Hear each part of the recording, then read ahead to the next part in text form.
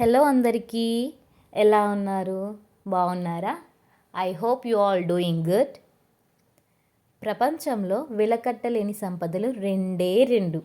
ఒకటి మనశ్శాంతి, రెండు సంతృప్తి. 100 మంది 100 రకాలుగా చెబుతూ ఉంటారు. అవన్నీ పట్టించుకొని ప్రశాంతతను కోల్పోవద్దు. మన అంతరాత్మ చెప్పిందే చేయాలి. ఎందుకంటే అది మనల్ని ఎప్పుడూ మోసం చేయదు. జీవితం సులభంగా ఉండదు. మనమే దృఢంగా ఉండాలి. నలుగురు ఏమనుకుంటారా అని ఆలోచిస్తూ ఉన్నంత కాలం మన జీవితం మనది కానట్టే.